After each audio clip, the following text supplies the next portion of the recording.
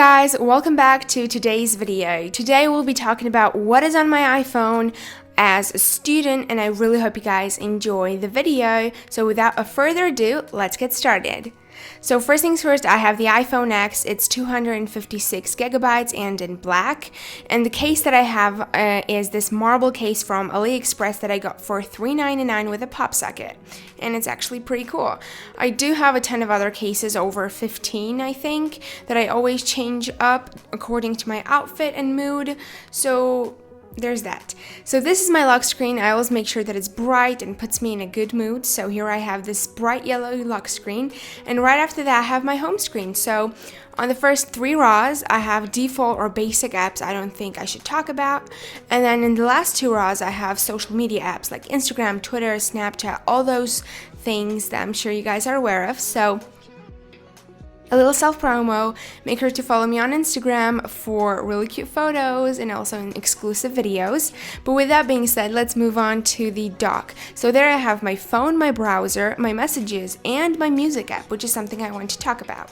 So the music app that I use is called Yandex Music. It's only $1.99 a month, and it pretty much has all the features that Spotify or iTunes have, but it's a lot cheaper. So you get all of those generated playlists specifically for you. You can download any music that you want for offline listening. It's just great.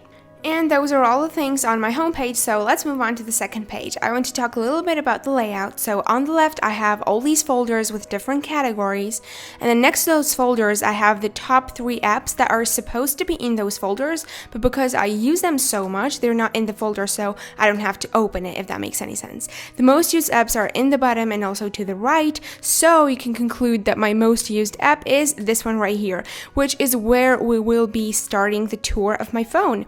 So let's get into it. So this app is actually called Quizlet, and it is the flashcard app that I use. And as a student, it's really handy because one of my main studying methods are flashcards. So with this app, you can make flashcards, which is obvious. However, you can also share them with your friends, and most importantly, you can take tests based on these flashcards, which makes the studying of flashcards even more interactive and fun, which is why I use them so much. Moving on to the next app, which is called Forest. I'm sure most of you guys have heard of this. So you set a timer and you plant a tree. You're not supposed to go on your phone during the timer, or else your tree will die. You can check your progress, your analytics, and most importantly, if you have enough coins, you can also plant real trees. So this app has a really good cause, which I love. Moving on, the next app that I have is Duolingo, which I'm sure, again, a lot of you guys have heard of it. So it is one of the best apps for learning foreign languages. As you guys can see from the screen, you get all these images, multiple choice, you listen to things, and you match stuff together, and it just makes it super fun. But it does have creepy notifications, so I recommend you turn them off. Moving on, this is my studying folder. Here I have Office Lens, which is the best app for scanning, Pocket that lets you save websites for offline use, and My Noise, which is the best white noise app in my opinion that I use when studying. So now let's move on to the second rows. Here I just have Things 3, which is the app that I use for all of my to-do lists. So this app uses the GTD system by David Allen. I don't know if you guys are familiar with it, but it's actually super cool, and that's how I organize all of my to-dos. Next, I have Notion, which is my note-taking app of choice. Here is where I plan all of my YouTube schedule. So here's a little sneak peek, but I mostly use this on my computer. It has a ton of features. However, it's really nice to have access to all of those things on my phone as well.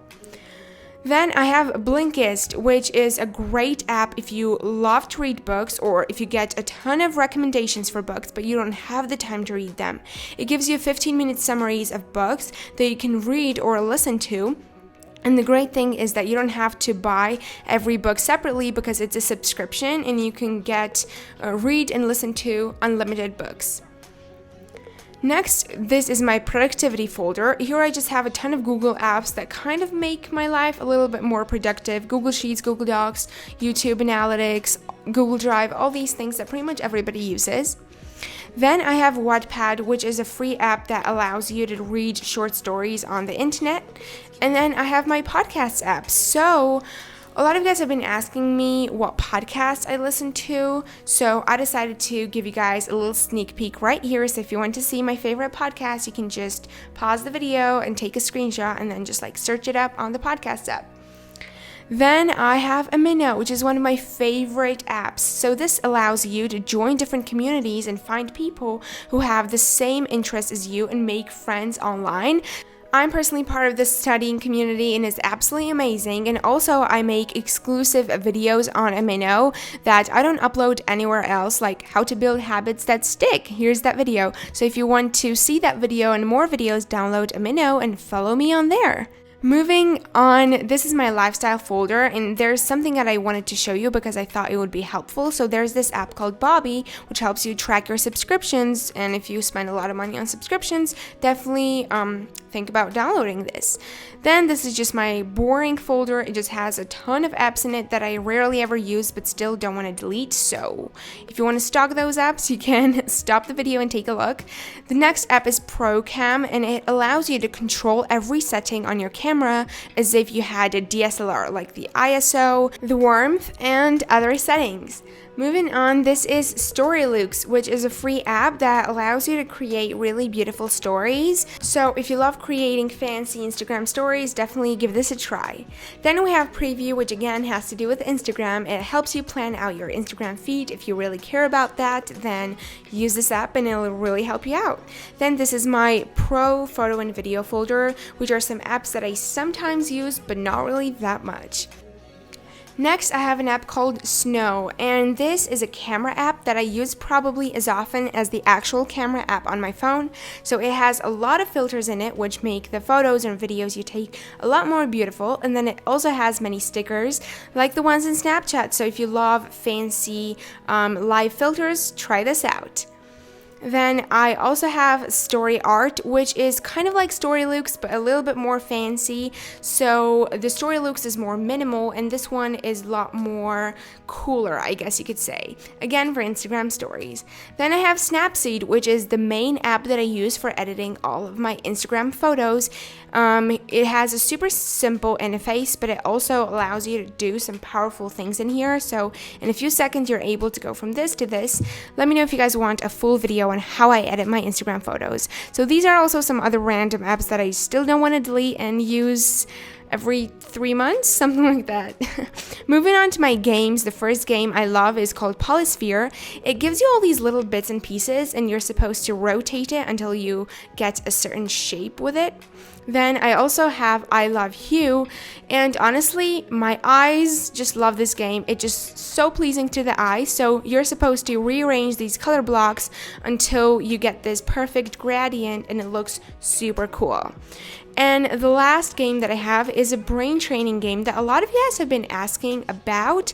The name is Peak and it's absolutely great. It's fun, but it also trains your brain, and what else could you ask for? And these are some other games that I have, so if you want to see them, just pause the video.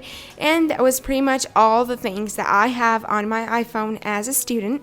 Let me know in the comments down below if you guys have any favorite apps that you use as a student, because maybe they're super cool and I could download and use them too. Also, make sure to subscribe if you guys enjoyed the video, turn on your notifications, and I'll see you guys next time with a new video. Have a great day. Bye!